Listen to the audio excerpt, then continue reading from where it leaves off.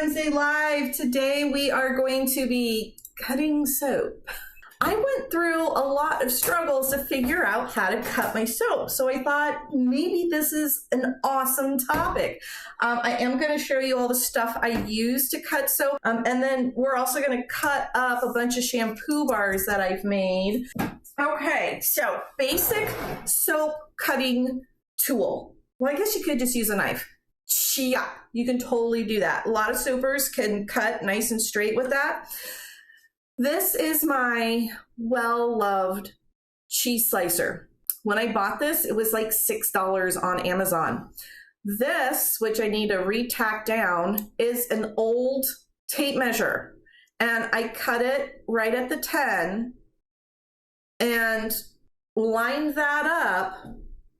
So not from this edge here, but you see the wire? When you measure from the wire out, there you go. 1 inch lines up with 1 inch. If you can see that reflection there. So I use this still to this day so many times. It's a Pyrodyne, and they do also offer replacement wires from them. It's super easy to replace the wire. Gluing down a little ruler to it is great. It's like a $10 in this day and age, $10 awesome soap cutter. It gets the job done. And what I really like about it is it's super lightweight, and you can just like leave it and grab it and chop, chop, chop, chop, off you go. We might even use this some today. I upgraded from that to a loaf splitter. Now I needed a loaf splitter because I soap a lot in pipes and then I chop them in half long ways. Or if you have a slab, I use this a lot for a slab mold, and I'm cutting that into loaves. Now this one is from, I think it's Heritage. They're on Etsy. Gosh, I should have looked them up. Give them a shout out because I've used this one for a long time. I'll update that in comments. It's super sturdy. What I don't like about it is the adjusting mechanism. There's these stair steps here, which are great, but they're not marked. You can see I put tape on them, and I marked my common measurements that I cut. And I actually need to adjust this. We'll use this today, but I need to make this 1/4 inch taller. In order to make this 1/4 inch taller, I have to do this.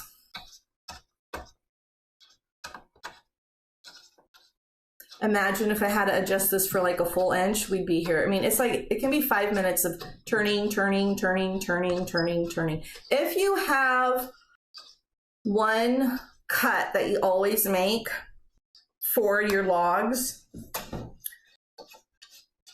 this is a really good soap cutter. If you do a lot of adjusting,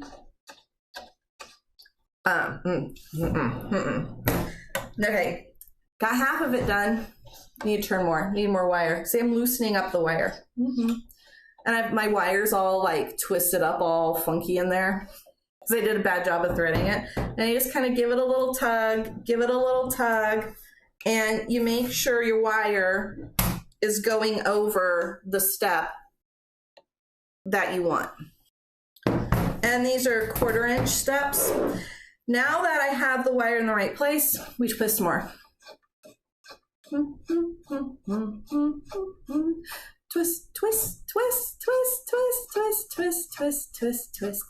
Twisting. I'm still twisting. See, if you just do one standard cut multiple times and you're just going to set this to it and forget it, this is awesome. This is a great soap cutter. Loaf splitter. And I do use it as a soap cutter too. Okay, so when you're tightening these, you don't want to like over tighten because then you're gonna pop your strings. Oh, but you know, they're like, I think they are guitar strings. See, that's kind of out of tune.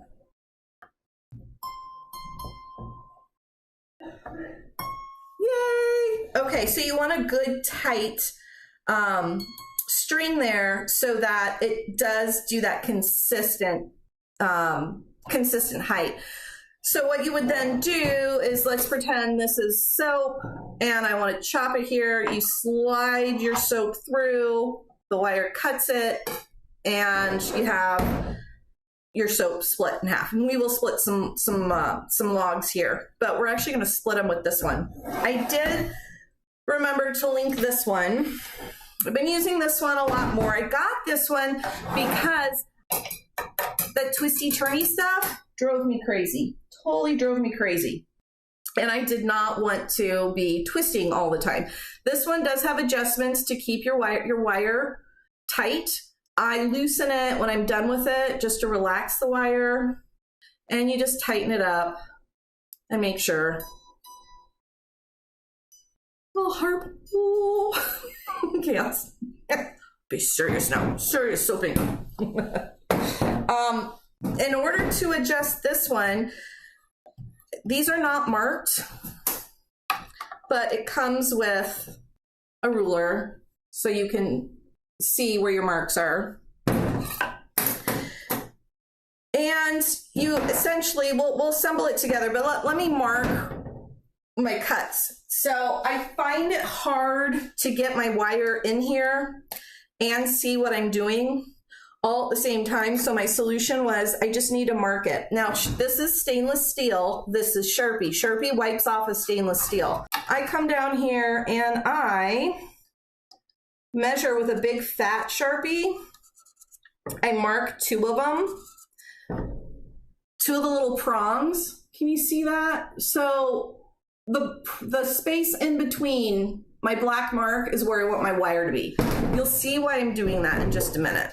Let me mark the other one.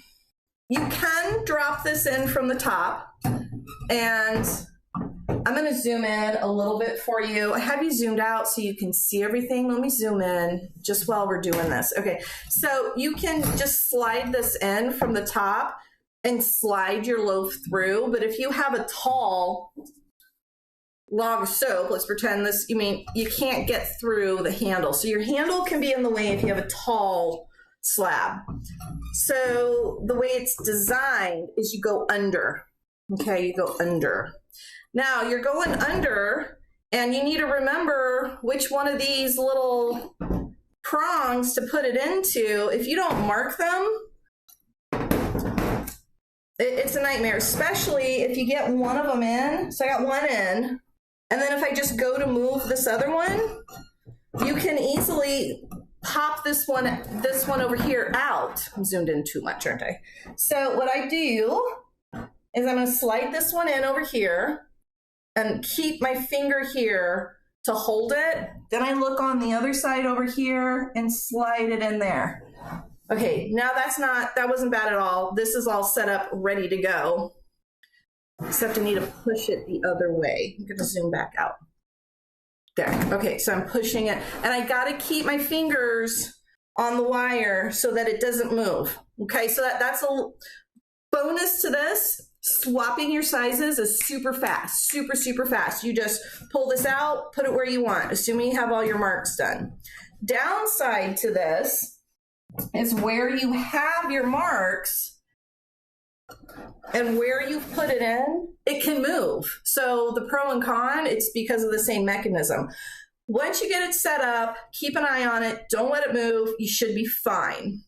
The other thing you need to know with this one is you can't go this way, because if you did, you would push this out, your wire out. You have to go this way. So there is a right way and a wrong way to go with this sucker. All right, we have this set up.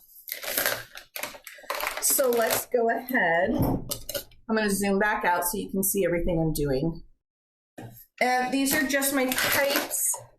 I unmolded a bunch of them. I've got another one so you can see how I unmold it. I do line them with freezer paper now because there's so many of them that popping them all out in a freezer and stuff and everything, it just, yeah, that was just too much effort. So I just line them with freezer paper. Now to cut, all I have to do is I'm just pushing, and you'll see my hand come up in a moment. Pushing, pushing, pushing. There it is. See, I'm just going to push it through. And it takes a bit of energy, just a little bit. And there we go. We have split a loaf. not gonna worry about that. Okay, so we can chop these up by measuring with our handy dandy ruler here and go through each and every one. This is, I must tell you, my favorite way to chop soap up. I do not have a multi-bar cutter, and I considered and contemplated getting a multi-bar cutter, but I don't cut everything at the same size. Now, I probably should. If I mean, I'm in production. You would think I would make every single bar the exact same size. It makes all your tools and gizmos and gadgets so much easier to handle. But sometimes I do square soaps. So I could have got a multi-bar cutter for all of these. I just didn't, because this doesn't upset me.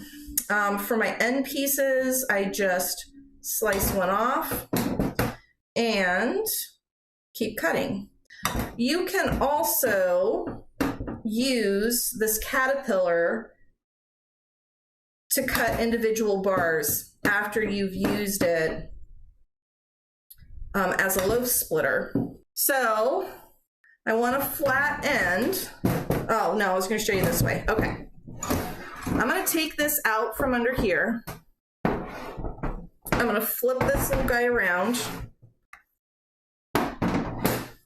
I need my ruler. It has centimeters and inches on it, and it has a little spot to sit there.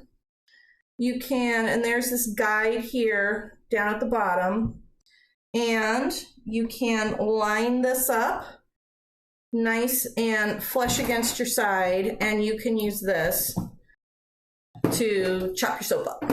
So you could use the caterpillar as like your all-in-one.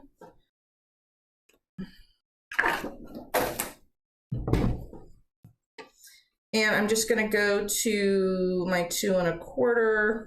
That's what I cut these at.